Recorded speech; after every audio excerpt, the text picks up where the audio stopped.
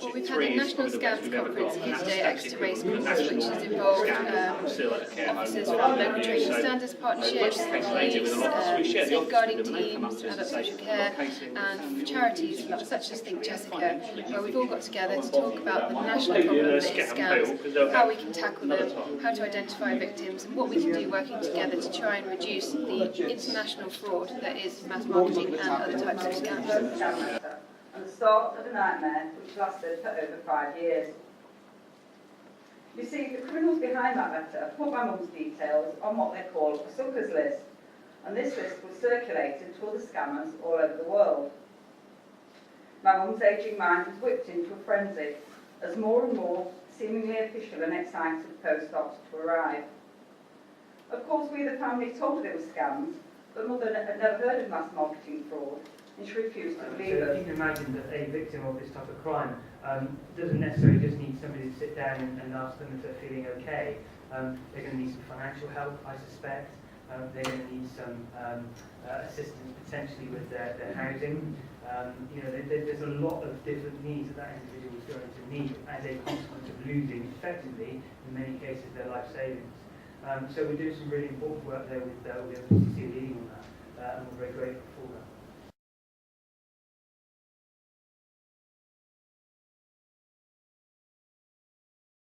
I think the key theme of today has been partnership working, identifying your partners, whether that be in local authority, in the police, other charities, and other sort of friendly services and things, to really work with victims of scams and try and promote their health and their well-being, identify who they are, and really just raise the profile of scams nationally.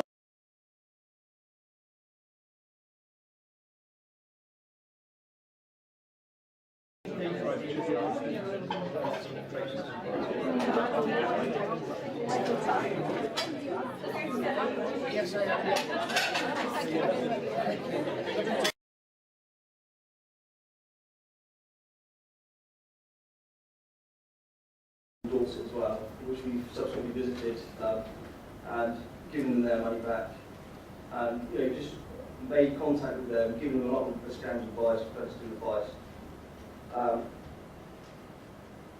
Some of those people, I would say, may do it again, but a lot of them, I think, as Louise was saying earlier, you've come to their door with some money and the letter they sent off. I think it's a realisation that what they're doing isn't right.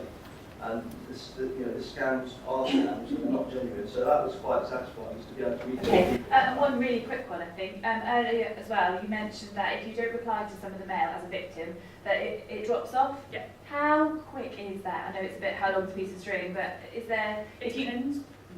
What you say then? The problem, what we try and do, some victims, we've got this big issue. If you can get the mail away from a chronic victim, they've got nothing to respond to. You can't have their mail redirected without their permission unless you've got power of attorney or deputyship. You can't get power of attorney or deputyship if they've got mental capacity.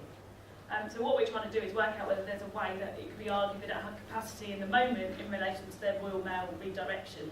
So we take that one decision away from them.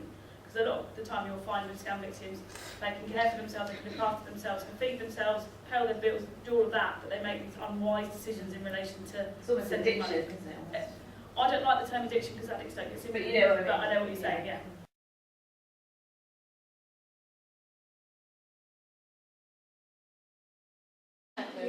Get in touch with the Citizens Advice Consumer Line on 03454 040506. You could contact your local trading standards officer. There's some brilliant information on the internet at the Think Jessica website with some helpful tips and also some videos and things that you can see and perhaps really resonate with your local situation, and you might pick up key identifiers there that you recognise in yourself or your friends and family. The most important thing is don't suffer alone. Please do tell somebody, whether that be a friend, a doctor, or as I say, somebody in the local authority or even the police, and just let somebody know so that we can get the wheels in motion to help you.